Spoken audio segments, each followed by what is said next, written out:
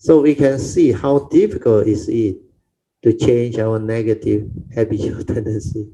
That's why even the author, Zheng Yanfa, she also know habitual tendency is not easy to root out. So without the wisdom and the understanding that I share with you, it's really, really not easy. Uh, so now you see the beauty in our sharing, in our development of the Buddha Dhamma's understanding. Uh, and all those things that I shared with you just now, most of the things are not in the Sutra teaching, because the Sutra teaching only have the essential Dhamma, the words, but how to apply them, how to transform them into a living reality so that you can apply them in the midst of life, in the midst of your daily activity and daily living. That aspect of the teaching is missing, because Dhamma is applicable to all conditions and all situations. And the application of Dhamma is one thing that is lacking. I realize a lot of the teaching are very scholarly, very like Dhamma knowledge. Uh, People can recite, rattle the sutta, even chant the sutta clearly and all those things. But how many people have the understanding to put it into practice and cultivate it so that it can bring forth the transformation? Then all this problem of how come I still have anger, I still have fear, all this delusion will be gone. Because they didn't realize that anger was never them, fear was never them. It's due to their wrong view, wrong thought that stir and react to sense experience. And through this, that is how the mind functions. The mundane mind that is deluded and heedless get entangled and afflicted. So you see all this through meditative awareness and silence, then you will awaken.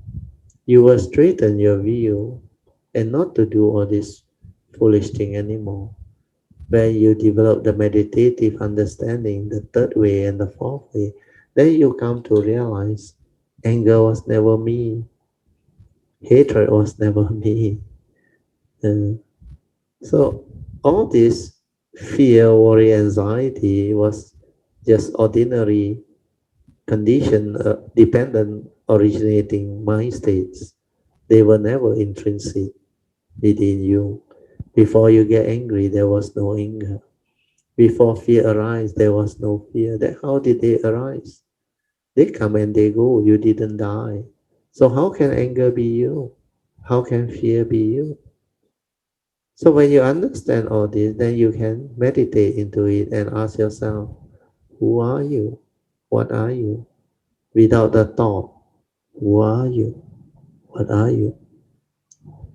When thought ceases, your true nature, your true mind surface. The awareness nature arises. In fact, that nature is always there. It's only when you arise mundane thinking, the heedless thinking, that it cloud that nature. Because man can only do one thing at a time. Either you are silent, completely silent in tranquility and stillness, to be aware of the moment in your true mind, or you are lost in thought, preoccupied with your thinking.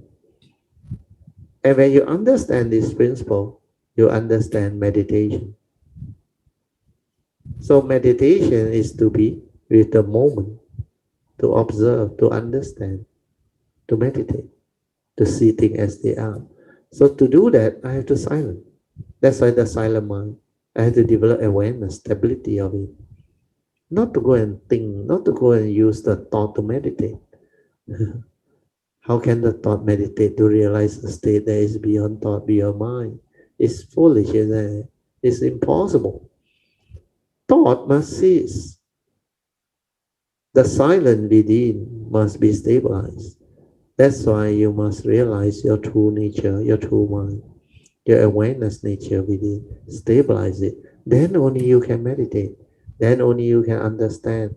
You can have clarity to observe, to understand who you are, what you are, and how your mundane mind arise and deceive you, how they are dependent originating following the dwelling paticca samuppada. So all these are the essential dhamma that you will see clearly. But the process of cultivating this is not taught. The book and the sutta are very scholarly, very rigid, like dogmatic. They have a lot of dhamma principle uh, or scholarly type of teaching. They can rattle to you the dwelling, but how many people understand the dwelling? If you don't have the understanding, the dwelling is theoretical, no use. It does not benefit you. It cannot help you to develop understanding and wisdom. And you cannot develop the understanding and wisdom. How can you change? Your habitual tendency will be there because you still cannot understand who are you, what are you, and the way things are. You still have mark of everything, mark of a self cultivating. The egoic mind very strong. Mark of others. Uh, there is duality, there is division, separation. Then mark of Dhamma, mark of life, mark of existence. Then everything like so real to you. Then how can you liberate your mind? How can you cause your sankhara activity, your mundane thinking to cease? It can't. Not until you understand the universal characteristic like what the Buddha taught. Sabbe sankhara anicca, sabbe sankhara dukkha. All of sankhara is impermanent, they come and go, no reality. If you attach and cling and give meaning, it brings about suffering. That's why sabbe sankhara dukkha. Then because it is impermanent, it is also anatta, empty nature, non-self. So all this, sabbe dhamma anatta, become very beautiful, very clear. That's how the whole teaching comes about. If you don't have that understanding, you cannot awaken. Your habitual tendency cannot be rooted out. The wisdom way, like I explained to you many times, especially to song. Initially, when you develop the understanding, you contemplate, you reflect based on all those things that I share with you, then you develop a deep understanding. Then this one becomes yoniso, manasikara, is with your nature. The problem with cultivator is they want to remember. They thought they must remember. Where this is Dhamma, they say, they must remember this Dhamma. The real cultivation is not to remember, but Dhamma, no need to remember. Dhamma is an understanding, wisdom, awakening. If you have, means you have. You don't have, means you don't have. You cannot try to remember things and believe that that memory, which is your thought, is Dhamma. That is delusion. So when you understand that, you do not analyze and reason anymore. All our analysis and reasoning is from the sankhara, the thought process, the mundane mind. Who analyze? The thought analyze. The mundane mind is basically thought. So when you understand this, your cultivation will evolve and become very different. You don't have to worry about all this arising of thought because the user of thought is most important. That's why I say you have to realize through the meditative process, the third and fourth way, when anger arises, fear arises, emotion arises, you have to silence your mind through the third way and find out what happened. It will cease. You don't give it any more thought, analysis, or reasoning, or try to justify and become unhappy. Why am I still angry? How come I cannot root out my habitual tendency? I cannot even reduce it. So all this is not cultivation. This is analysis, reasoning.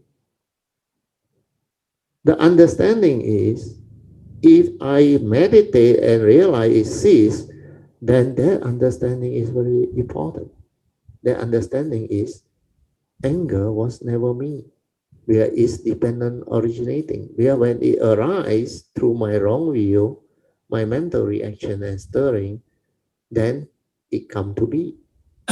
Dependent on that wrong view, it condition emotion, anger or fear.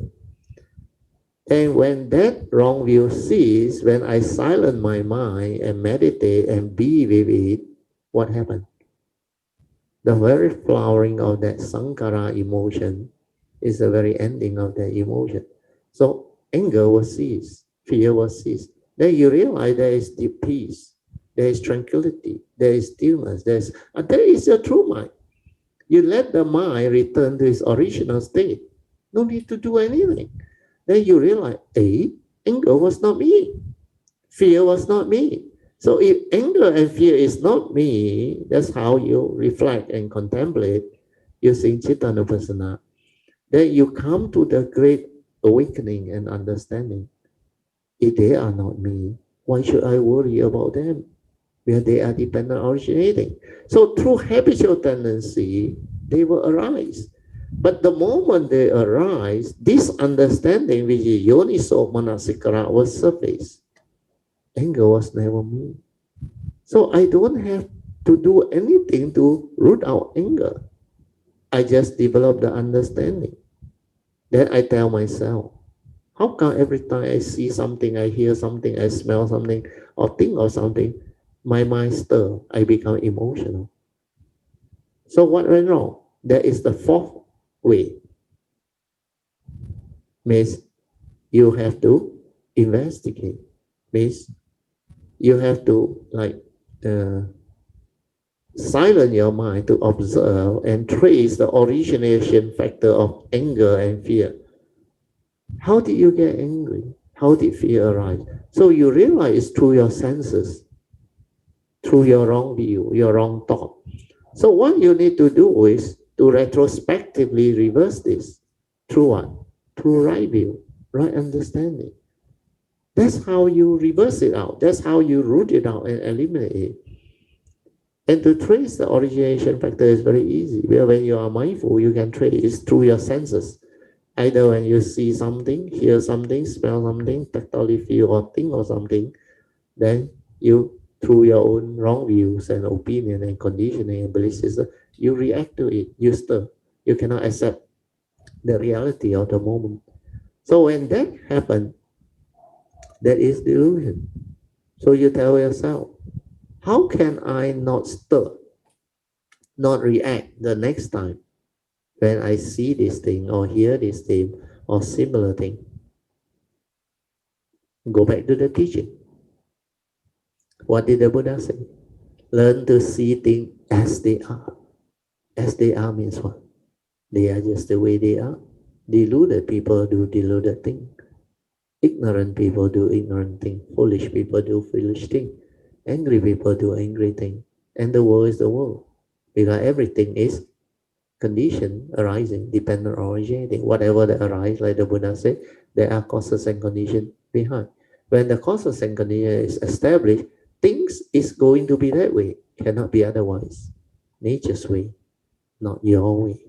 When you want things the way you saw. So when you understand all this, you have to learn to accept the reality of the moment, to be at peace. That's why whatever happened, at peace, accept. Doesn't mean you agree with what happened. Then act to overcome. That is the Dhamma. Act with what? Act with Noble Eightfold Path, following the Dhamma way, the wisdom way. That is how life is to be lived. And this is not taught in the teaching. This is the missing part. That's why living being find it so difficult to overcome habitual tendency, even the Chichi people. So every time they reflect, do the chanting, repentance, they have to do it over a long period of time, invoking power, merits, vows, everything. And that way is slow.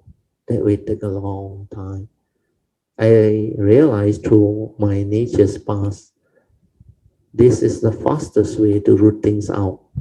That's why this is the teaching that Maitreya wanted me, my nature, to share in the year 2008.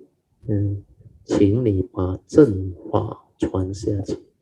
So this is the part that you have to bear in mind.